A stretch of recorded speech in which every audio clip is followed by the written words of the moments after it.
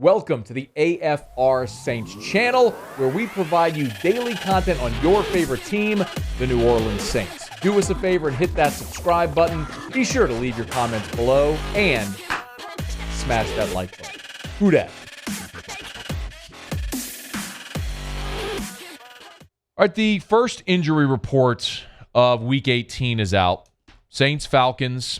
And it's much of the same of what we've become accustomed to seeing here for the past several months now. But there is some encouraging news, which we'll delve into. The more of the same is Terron Armstead did not practice. Bradley Roby also did not practice with a shoulder injury. The new names on the list are Marcus Davenport and P.J. Williams. Neither practiced. Davenport with an ankle injury and P.J. Williams also with an ankle injury. We'll learn the severity of those as the week goes along, and hopefully that's just veteran players getting time off right now to heal, and they'll be ready to go for the Saints on Sunday when you got to have them in a win-or-go-home type scenario. The limited participants get a little more interesting because the Saints, I get so much crossways in my brain, the Saints could be getting some reinforcements offensively. Tre'Quan Smith, Ryan Ramczyk, Ty Montgomery, Mark Ingram, all practiced. Limited, but all practiced. And when you're practicing on a Wednesday, even on a limited basis, it's a pretty good indicator that you're going to be able to play, provided you don't regress on the injury report as the week goes along. The most significant name there, obviously, is Ryan Ramczyk. The Saints started 4 backup offensive linemen on Sunday against Carolina, still managed to win. But now you're going on the road, and yes, in a have-to-have-it situation, you would love to have your offensive line back intact, provided Eric McCoy is available to go, which it seems like he would be. If you get Ryan Ramczyk back also, if you need Hurst to play one of those positions or Throckmorton maybe on the left side, you've been competent there with those two guys at times this year. You would love to have all of your starters back. It doesn't look like that's in the cards, but Ramczyk, at least maybe some optimism now.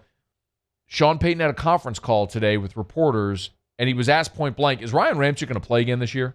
Since we haven't even seen Ryan Ramczyk on the practice field questionable like we have with Terron, I mean, is he actively working? Is there a hope he'll play before this season ends? We'll see. Obviously, we're hopeful for both of those guys. Of course, it was Mike Triplett asking the question, and Sean Payton not very willing to divulge much with the answer. Said, we'll see, which is non-committal, but we're hopeful for both of those guys. We did see Armstead return, and then he's gone right back on the injured list and hasn't played the past couple of weeks. The perplexing part of this is that Ramczyk never went to IR. Right? I mean, if you knew he was going to be out for any extended period of time, you would have put him on IR, which means he would have been out for 3 weeks. You could have replaced that roster spot temporarily, but they never did, which led you to believe they were hopeful he could come back in any of those weeks, and now you're going on 2 months, and he hasn't been out there. So there very well could be the question that the Saints are weighing, which, well, now you're at the end of the season. Of course, you're not going to put him on IR now, but do you risk your franchise right tackle where you have so much resources invested for a game? Or maybe do you give him a week off, another week off, and hope that if you make it to the playoffs, he's available then? That it's interesting. We just don't know the answer. I mean, I don't know that you could have asked the question any more pointedly than Mike Triplett did there to Sean Payton, and still somewhat evasive. But it's big this week if you can get him back. Now, another offensive name on the list, Tre'Quan Smith, Ty Montgomery, that's 2 receivers. And Taysom Hill needs all the help he can get right now. Deontay Harris is back from his 3-game suspension. And we've actually also started to see Marquez Callaway emerge as the number 1 on this team. I'm not saying he's an NFL number 1. He's probably more of a number 3. But he's having to act as a number 1. And Sean Payton talked about Callaway today and encouraged by what we've seen here these past few weeks from the second-year player. Listen, he played well last week. He had a couple drops he'd want back, but, man, the play he makes coming out of the end zone, to switch field position was significant in that game. And, he's just that big target with strong hands. each week he does something that's impressive, and I'm encouraged.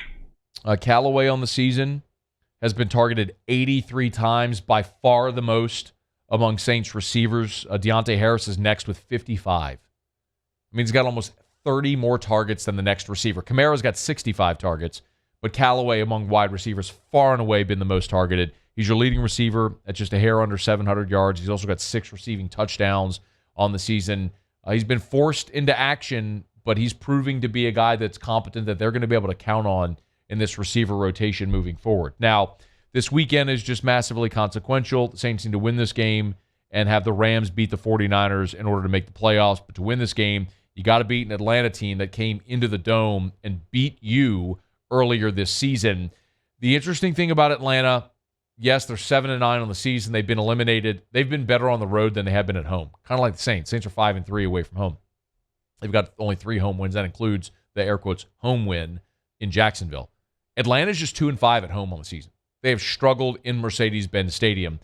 Sean Payton was asked today what stands out about Atlanta ahead of this second meeting after they've already played earlier in the year. Haven't played them already. They're fairly healthy defensively.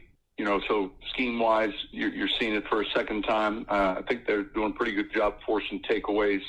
Offensively, they've managed to run the ball pretty effectively and be pretty effective with the explosives. Patterson is having a crazy good year. You see him at the backfield, you see him in the backfield, you see him outside. So just looking at overall, I mean, they've been kind of back and forth a little bit like us relative to their wins and losses. And anytime you're playing a division team like this on the road, obviously we're going to have to focus on our plan and be effective when we get there. Atlanta has struggled to find consistency like the Saints. Sean Payton earlier in the year, there was the whole thing about buying the yo-yos and putting in everybody's locker. You beat Green Bay, you lose to Carolina, you beat New England. It was just that up and down that they had early in the year. Atlanta has been similar, but the Saints have fallen on the positive side right now at 8-8, and Atlanta's a game under 500 at 7-9. So with a game to play, the Falcons are going to finish with a losing record. The Saints have a chance to finish with a winning record and make the postseason, but you got to beat your division rival. Interestingly enough, as the season's gone along, these two teams have just been so similar, especially offensively. The Saints score 20 a game, the Falcons 18 a game. Total yards offensively, the Saints 315, Atlanta 322. I mean, they're 7 yards apart. As far as yards allowed, the differential really is your scoring defense. The Saints allow 19 points a game. Atlanta's allowing nearly 27 a game. Atlanta's basically allowing a full touchdown more than the Saints, which is why you look at this game and the Falcons are a 4.5-point underdog. If you figure you get 3 points for home field advantage, there's your 7.5. That's your differential. It's because the Saints scoring defense has been that good.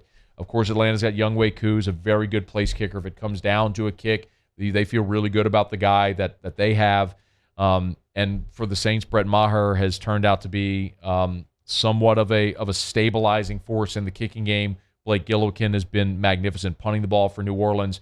This is a game where if Atlanta were healthy at receiver, if they had all of their weapons, if Calvin Ridley were out there, if they still had Julio Jones, you might look differently at this team offensively.